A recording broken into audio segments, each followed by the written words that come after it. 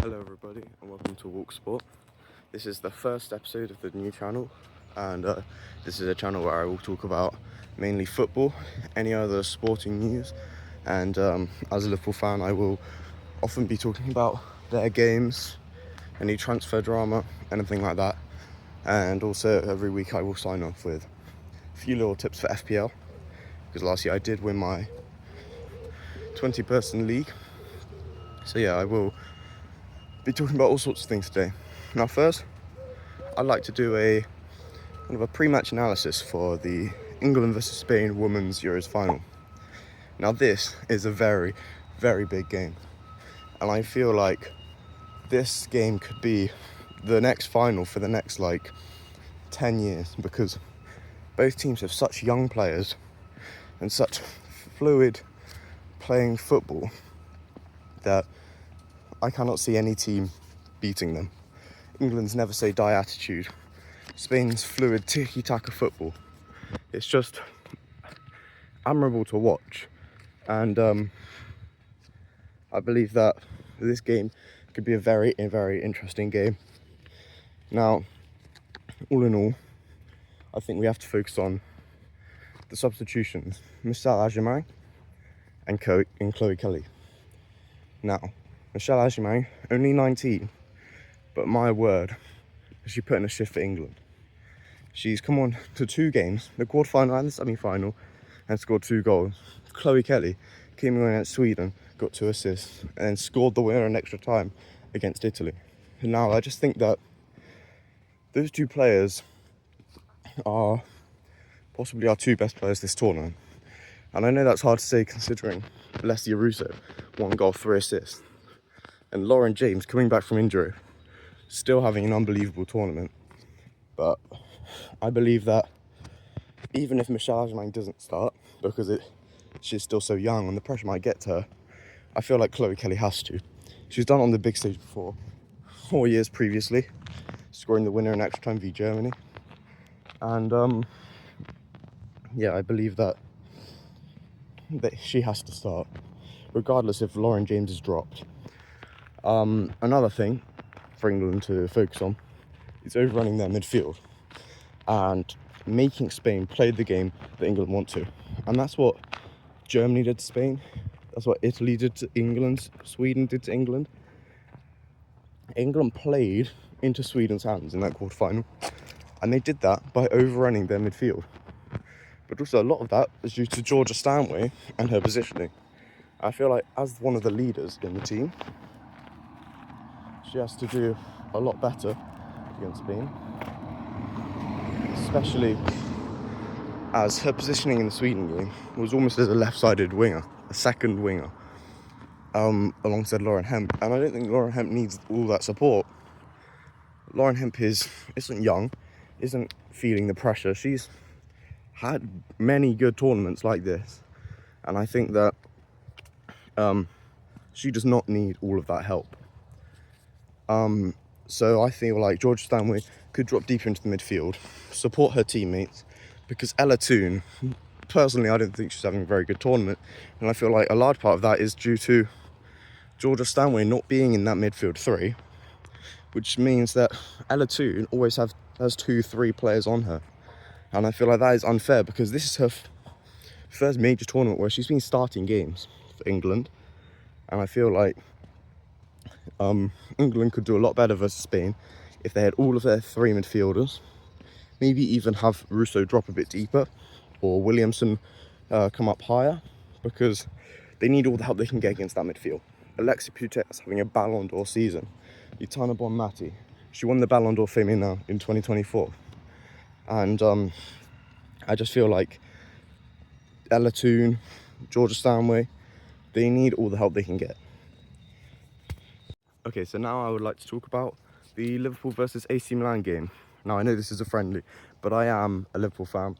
I am a Red, and I feel like yesterday we kind of have to talk about the players that we think will be used next season, because yesterday we saw some of the training, the live training in the stadium, and my word, did we see some good performances. And I know it's just training, but I feel like the way some of the players look so sharp is brilliant to see. And first, I'd like to talk about Florian Wirtz, obviously. Could be a British record transfer fee. And in training, he just looks so calm, so nonchalant. So he makes it look so easy. Even in the training game versus Stoke, he just looked like he wasn't trying.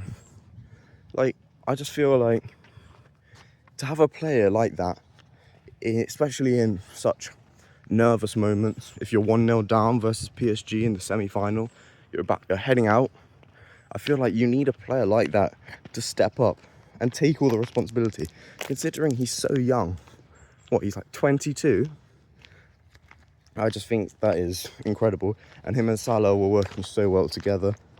I've watched all of their inside training videos and they just look incredible together.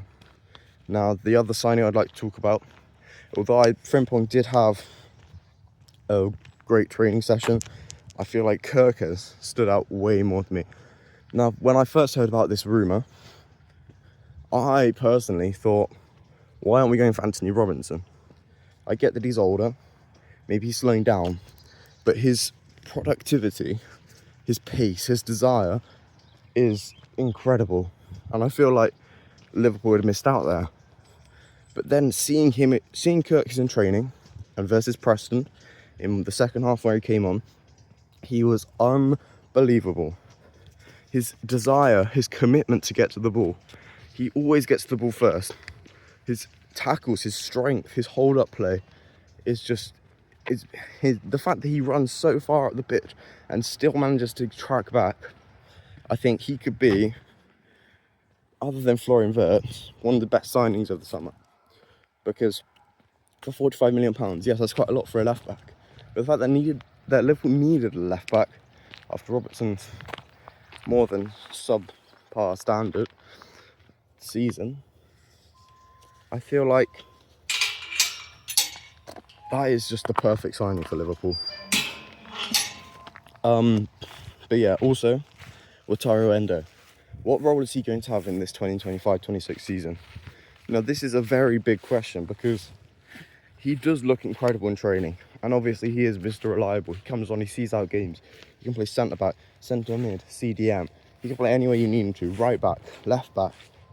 And yes, that's great. But I feel like for someone so good on the ball, so underrated on the ball, maybe he should be starting more games. But that is quite difficult, especially right now, because if you think how many midfielders we've got, Tyler Morton if he stays and doesn't go on loan, Elliott if he stays, which I don't believe he will, but if he does, if Slot convinces him to stay and guarantees him more games, if Slot sees Bajcetic a good fit to cover Gravenberch if he's injured or tired, because we saw that in the PSG games, both of them, he was very, very tired.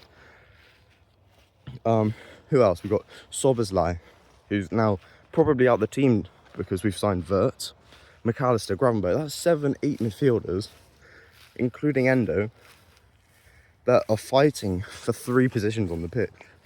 Because Slot's, maybe he's pushing one higher up, but I've also heard that Ekatike can play in that second striker, number 8 kind of role, pushed up to maybe more of a number 9, like Firmino. That's like 9 players competing for 3 spots. And yes, that's a lot of depth, but that's not what Liverpool really needs. They need maybe 5-6 good midfielders that they can rely on in any game if anyone's injured. And yes, it's nice to have some of these players, but you cannot guarantee them all good minutes because McAllister and Gravenberch have to start. You're not going to bench Wirtz after paying a £116 million for him, and Elliott is wanting to leave. So I feel like that could be a big question, which we'll have to look out for in the game. And what else? I would like to talk about Diaz as well, his future at the club. Now, he does look sharp in training, and he is an incredible player. He had an incredible season for Liverpool. But I feel like it's just a matter of time when he leaves now. Especially Fabrizio Romano said he wants to leave. He's keen on Bayern Munich after Barcelona signed Marcus Rashford.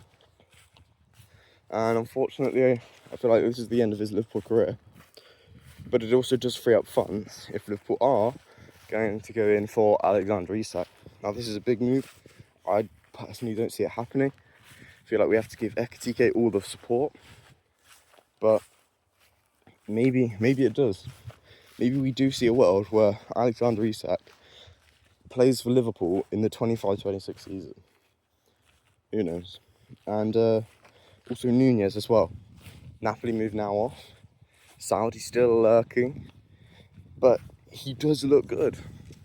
He scored 4 goals in 2 games in friendlies. Yes, I know he scored 4 goals in 1 game when he signed. But that's not the same. I think he's just trying to prove himself this season. Maybe he doesn't want to leave, but he feels like he's forced to. Now, yes, maybe I just love Nunez. Most Liverpool fans will say the same thing. But personally, I think maybe we should keep him 1 more season. Maybe even sell him in the January transfer window if he doesn't perform. But yeah, let me know. Okay, just quickly, I will do my predictions for those 2 games. Now, for the England versus Spain game, I'm going to go for a 2-1 England win in extra time. Because I don't see it going to penalties. I think both teams are too good for that. And I cannot see Spain beating England if England really, really work for it. And I feel like they have to now. 2 terrible performances, if we're being honest. 2 saves from, 2 teenagers. Michel Agerman coming on and just completely saving England twice, I think is something that they cannot go with again. So I feel like they have to put in a good performance now. But yeah, I'm going to go 2-1 England to win the Euros.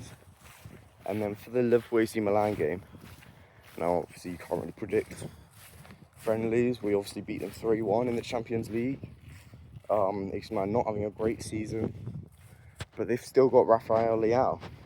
And maybe, yes, he will leave. Maybe he'll even come to Liverpool if Rodrigo doesn't go through. Maybe we don't even need a left winger.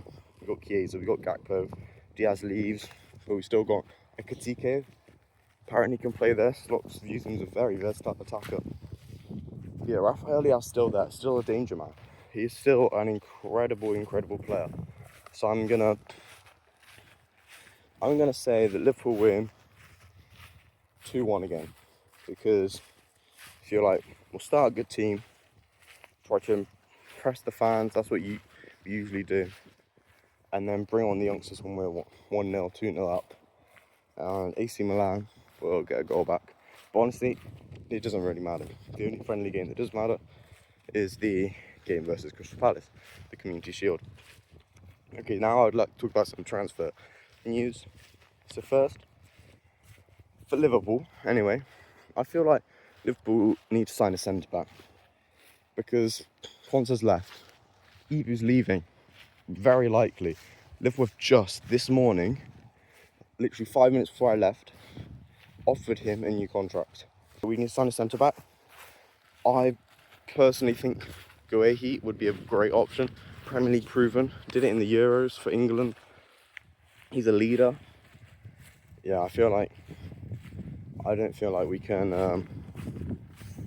not get him, especially as Hato left out the Ajax Celtic game yesterday, the friendly, because his camp had apparently informed Ajax that he wants the Chelsea move now. So we're not going to get Joel Hato. But yeah, hopefully we get Guehi. Okay, so finally I'm going to talk about FPL. Now, I did win. I think we had 18 people in my league last year, and I did win it. But yeah, this is my team so far. I've gone for Kelleher. Great signing. He's 4.5 million. For a Brentford team, maybe they won't have a good season selling Mbuemo, selling Flecken now. But he's 4.5 million. They've got Forest away. Difficult game, but I could see him get rapid a few points. He does make a lot of saves. Then defence, we've gone Frimpong, Wan-Bissaka, Ait Nori, and Alex Moreno of Villa, signed from Forest. Now, Villa have got Newcastle at home. Difficult game, but 4 million defender Moreno is. 8 Nori, 6 million, quite expensive, but he'll play left back. I mean, Guardiola, Pep will want to use him in like a left wing back position. So for a Wolves game away, no Cunha anymore. I feel like he could do very well defensively because now they've got defensive contributions points. He'll get clean sheet points, all 4 of them even, and he will probably get attacking points this season. So I feel like we should get him while he's cheap. Wan-Bissaka, 4.5 million, and Sunderland away. That is an absolute bargain. West Ham, not a good season, but their star player, other than Bowen, was Wan-Bissaka. He had an incredible season, and we're starting to see him back at his best. A bit like at Crystal Palace before Man U. We saw glimpses of it at United, but realistically, we haven't seen him have such consistent good performances since Palace. So I feel like Wan-Bissaka going to West Ham was a brilliant move for him in his career, and he's starting to revitalise it. And I feel like FPL managers around the world should start to cash in early. 4.5 million with Sunderland away as his first fixture. Brilliant signing. And then Frimpong, Bournemouth at home, difficult, but he will start. I mean, yes, Bradley, maybe, but I feel like Frimpong will definitely start his first game. He's 6 million, expensive, I know, but he will still get the defensive and the attacking. He's basically a right wing for Netherlands. I'm pretty sure he does play there. I feel like, yeah, this is a no-brainer to have in your team, especially if you want those 3 Liverpool players. And then in midfield, I've gone Kudus, Salah, vice-captain, Vert, and Palmer. Now, yes, the question is Salah, Palmer, Haaland, who should you get? Should you get all of them? 2 of them? Personally, I think Salah and Palmer, because, Palmer, incredible Club World Cup. It looks like he's finally back. And Salah is just Salah. Need I say more? But yeah, Palmer quite expensive, 10.5 mil. Vert's 8.5. Salah 14.5 and Kudus 6.5. Burnley at home. I feel like Kudus could have a brilliant time at Spurs. I think it's a brilliant signing from them. Very expensive, and it looks like they won't get Gibbs White anymore, but it's a brilliant signing on their half. And then up front, I've gone Isak and João Pedro. Now, I doubt Isak will start against Villa away anymore. He's 10.5 mil as well. I doubt he will, because he's not even going to Asia for their pre-season tournament. I just feel like I cannot see it happening anymore. Him starting, I cannot see him staying at Newcastle without... I mean, I don't think this will be done until the very end of the transfer window, which will be 2-3 games into the season. So yeah, but João Pedro, who I've captained, brilliant Club World Cup. He only played 2 games and he's had 3 goals, 1 against PSG and 2 against Fluminense. And then on the bench, Dubravka, 4 million, Newcastle keeper. If they don't get Trafford, he will be the second choice. Ramsey, Aaron Ramsey Alex Ramsey, not sure, from Villa. Midfielder, 4.5 million option. Reinildo from Sunderland. Maybe he will play against some of the small clubs, Leeds, for example. And Chido Obi from United. Maybe he will get some starts. Amram doesn't need to prove something in this season. And but yeah, if I was going for any other players, maybe I'd go for Eli Krupi Jr. Signed for Bournemouth this season, and he had 22 goals last year, and he's only 4.5 million for a forward, and I could see him and Evan Nilsson working very well, maybe in a 4-4-2 if Iraola plays that. And then in Jai, 6.5 million, he's now midfielder. He gets 1 more point for a goal. He gets a point for a clean sheet in an Everton team with Jordan Pickford in goal. I feel like he could be a very, very, very good signing for your team. He's on penalties, possibly on free kicks. He had a good season, and this is the first season we were seeing Everton. This is the first Everton season we're seeing with David Moyes at the helm for the whole thing, unless he gets sacked, obviously. But yeah, So thank you guys very much for watching, and I hope to see you next week. I will also possibly be releasing a video tomorrow as my pre-match report for the Liverpool game. So yeah, thank you very much for watching. Please like and subscribe, because I'm hoping that one day I can become a sports commentator. But yeah, please like and subscribe. Bye.